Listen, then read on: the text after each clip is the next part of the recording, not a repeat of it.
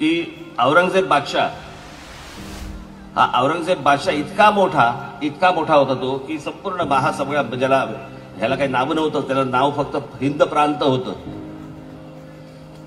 या संपूर्ण हिंद प्रांतावरती साम्राज्य असलेला एक माणूस आणि साधारणपणे 3 ते 4 जिल्हे ज्याच्या हातामध्ये, जिल्हे राज्यही नाही, जिल्हे ज्या माणसाच्या हातामध्ये आहेत.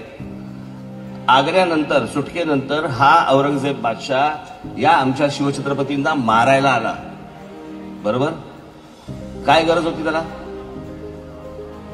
4 जिल्ह्यांनी एक राजा, 4 जिल्ह्याचा राजा, काय फरक पडणार होता औरंगजेबाला? आला कशासाठी मग तो?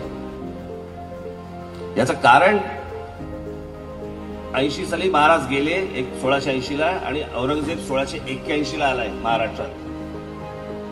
इतक्या मोठ्या राजाचा इंटेलिजन्स नावाची काहीतरी गोष्ट असेल की नाही? अगदीच.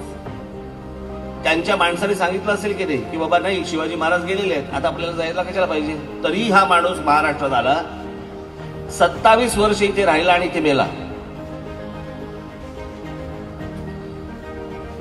मी स्वतः पाहिलेलं नाहीये, मी ऐकलेली गोष्ट म्हणून तुम्हाला सांगतो की जी औरंगजेबाची इथून जी 27 वर्षात जी काही पत्र गेली आहेत म्हणे आग्र्याला, त्यातल्या काही पत्रांमध्ये औरंगजेबाचं एक वाक्य आहे आणि ते वाक्य आहे, शिवाजी अजून मला छळतोय.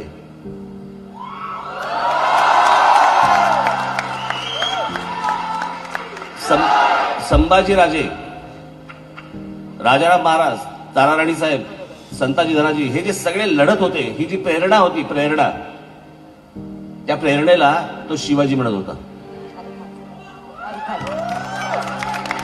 आणि औरंगजेब जो इथे महाराष्ट्रामध्ये आला होता, महाराज म्हणजे त्याचा उद्देश शिवाजी महाराजांना मारणं होतं, पण महाराज नसतानाही तो महाराष्ट्रात 27 वर्ष होता.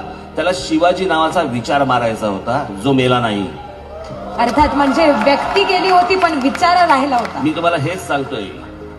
या सगळ्या गोष्टींनंतर मग पेशवाई आली, मराठेशाहीचं साम्राज्य मोठं झालं. 125 वर्ष आपण या हिंद प्रांतावरती राज्य केलेले आहे. 125 वर्ष म्हणजे आपल्यावरती मोगल झाले, ब्रिटिश आले, पोर्चुगीज आले, पण या हिंद प्रांतातल्या कोणी जर समजा राज्य केलं असेल तर ते फक्त मराठेशाहीने केलंय. या मराठेशाहीचे आपण म्हणतो ना, मराठीमध्ये म्हणतो की मराठ्यांनी काय केलं तर आटकेपार झेंडे फडकवले. आटकेपार झेंडे फडकवले म्हणजे पाकिस्तानमध्ये तो आता आहे अटक नावाचा किल्ला, त्या किल्ल्यावर, किंवा पाकिस्तानवर काही नव्हतं, पण त्या किल्ल्यापर्यंत मराठा साम्राज्य पोहोचलेलं होतं आणि तिथे त्यावेळेला भगवा लावला गेला. म्हणून आपण म्हणतो अटकेपार झेंडे फडकवले ना, तो त्या अटोक किल्ल्यावरती. मला तुम्हाला एवढंच फक्त सांगायचंय, आपण या लोकांचे वारसदार आहोत हे कधी विसरू नका. आणि कोणासमोर, इतरांसमोर कधी निंदे होऊ नका. मला फक्त आपल्याला एवढंच सांगायचंय. ही मराठीची पताका जी आहे ना, ती कायमस्वरूपी इथे ठेवा. तो विचार सतत इथे ठेवा. तुम्ही मराठी आहात, तुम्ही कोणाचे वारसदार आहात? वारस हा फक्त आईकडनं आणि वडिलांकडनं नसतो, तो आपल्या भूमीकडनं पण असतो. मला असं वाटतं की ती गोष्ट तुम्ही जपणं खूप आवश्यक आहे, ती वाढवणं गरजेचं आहे. त्याच्यामुळे या सगळ्या काळाला कधी विसरू नका. एवढंच फक्त मी तुम्हाला सांगेन आजच्या दिवशी.